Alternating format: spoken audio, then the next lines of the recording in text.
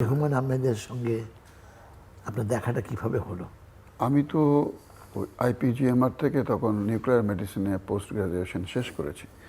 তখন তো ঢাকা ইউনিভার্সিটির আন্ডারে ছিল সব পরীক্ষা। তো আমি পাশ করবার পরে সার্টিফিকেট উঠাতে হয়। তো আমি আইপিজিএমআরে গিয়েছি আমার ডিপার্টমেন্টে নিউক্লিয়ার মেডিসিনে। তো আমার হেড অফ দ্য ডিপার্টমেন্ট ছিলেন প্রফেসর করিম। প্রফেসর করিম ছিলেন হুমায়ূন স্যারের স্কুলের বন্ধু। আমি সেটা জানতাম না। তো আমি ডিপার্টমেন্টে গেলাম, করিম স্যারের চেম্বারে গেলাম। তো গেলাম স্যারের চেম্বারে, যে একটা সিগনেচার লাগবে। তো সামনে যে পিএস বসে, উনি বলেন স্যার তো নাই। আমি স্যার কোথায়? বললো যে স্যার তো হুমায়ূন আহমেদের অফিসে গেছে। আমি বললাম করিম স্যার কেন হুমায়ূন স্যারের চেম্বারে যাবেন?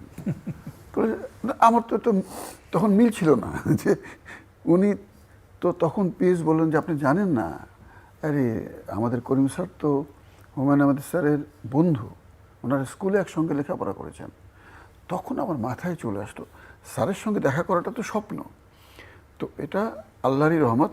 আমার তো মাথায় ঢুকলো যে এই সুযোগে হুমায়ূন স্যারকে দেখবো সামনাসামনি। তখন বললাম যে তাহলে আপনি নিশ্চিত যে করিম স্যার হুমায়ূন স্যারের অফিসে আছেন? হ্যাঁ, এখনই কথা হলো, স্যারের আসতে একটু দেরি হবে। আমি তখন আমি বললাম অফিসটা কোথায়? বললো যে আসিফ মেনশন, কাকরাইল মোড়ে। আমি তখন একটা বেবি ট্যাক্সি নিয়ে সরাসরি চলে গেলাম কাকরাইল মোড়ে, যে আসিফ মেনশন খুঁজে বের করলাম। তারপর নুহাস চলচ্চিত্রের অফিস খুঁজে বের করলাম। আমার তখন প্ল্যান হচ্ছে যে আমার তো স্যারের সামনে যাওয়ার সুযোগ আছে, আমি আমার স্যারের সামনে যাব, করিম স্যারের সামনে যাব, যে আমার একটা সিগনেচার লাগবে। এবং তখনই অবশ্যই হুমায়ূন স্যারের সঙ্গে দেখা হবে। স্যারকে দেখাটা আমার স্বপ্ন ছিল, এর চেয়ে বেশি কিছু না। তারপর নুহাস চলচ্চিত্রের অফিসে গেলাম, যে সামনে একজন অ্যাসিস্ট্যান্ট ডিরেক্টর বসা, মিনহাজ, আপনি চিনবেন।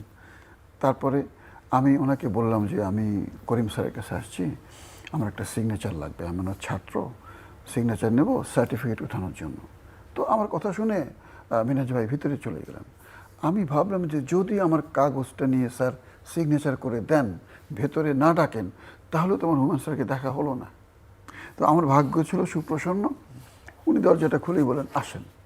তো আমি ঢুকলাম, ঠিক আপনি যেখানে বসে আছেন এখানে হুমায়ূন স্যার, আপনার ওখানে হচ্ছে আমার করিম স্যার। তো ঢুকে আমি করিম স্যারকে সালাম দিলাম যে স্যার একটা সিগনেচার লাগবে। তো অবাক কাণ্ড হচ্ছে যে করিম স্যার আমার সঙ্গে একটা কথা বলেন, হুমায়ূন স্যার তিনটা কথা বলেন, যে তুমি কোথায় থাকো? আমি বললাম স্যার আমি জয়দেবপুরে থাকি। তো করিমের ছাত্র তুমি? আমাকে জি স্যার।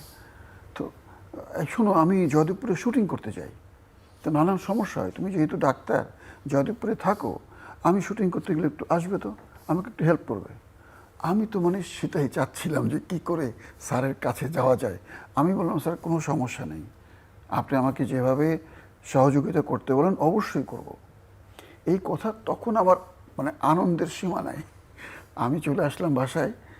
ঠিক দুদিন পরে স্যার নিজে ফোন করলেন আমার চেম্বারে। আমার ফোন নাম্বার দিয়ে আসলাম, তখন তো মোবাইল ছিল না, TNT ফোন। স্যার ফোন করলেন যে ডাক্তার সাহেব এরকম আমি একটা সিরিয়াল করব, সবুজ সাথী 13 পর্বের, তো গাজীপুরে আপনি আমাকে জায়গা দেখে দেবেন, আপনি অফিসে চলে আসেন। আমি পরের দিন অফিসে গেলাম, এই স্যারের বললেন যে এই অ্যারেঞ্জমেন্ট এগুলি আপনাকে করতে হবে, এতজন থাকবে।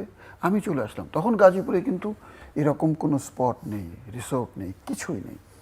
আমি খুঁজে বের করলাম, সাদিক সাহেবের একটা বাগান ছিল, বাগান বাড়ি। এই বাগান বাড়িটা খুঁজে বের করলাম, খুঁজে বের করে ঠিকানা নিয়ে ওনার বাসায় চলে আসলাম, ঢাকা এলিফ্যান্ট রোডে ওনার বাসা।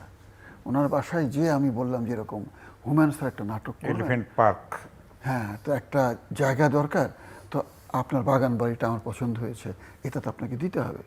উনি বলেন আরে না না না না না, এটা তো আমার বাগান বাড়ি, আমি পৃথিবীর সারা দেশ থেকে নানা রকম গাছ এনে এখানে লাগিয়েছি, এটা তো আমি আর কাউকে ঢুকতেই দিই না, আমার আত্মীয় স্বজনেরও এন্ট্রি রেস্ট্রিক্টেড। আমি বললাম আপনার আত্মীয় স্বজনের চাইতে তো হুমায়ূন স্যার অনেক বড়। আমি জাস্ট এই কথাটা বলেছি, আমি বলিনি যে হুমায়ূন স্যার দেখেননি। আমি বললাম স্যার পছন্দ করেছেন, এটা আপনাকে দিতে হবে, হুমায়ূন স্যারের জন্য আপনি দেবেন না? তা আমি তাকে মোটিভেট করতে পেরেছিলাম, তখন উনি রাজি হলেন। ঠিক আছে, আমি বললাম যদি আপনার বাগান বাড়ির কোনো ক্ষতি হয়, ক্ষতিপূরণ আমি দেব, টোটাল দায় আমার। তারপর পারমিশন নিয়ে আসলাম, স্যারকে বললাম স্যার সব কিছু রেডি, আপনি আসেন। স্যার পুরো টিম নিয়ে আসলেন এবং দেখে স্যার খুবই খুশি আমার অ্যারেঞ্জমেন্ট দেখে। তখনই আমার প্রতি স্যারের যে একটা বিশ্বাস যে ওকে দিয়ে অনেক কাজ আমার হবে, এই বিশ্বাসটুকু আমি তখনই অর্জন করেছিলাম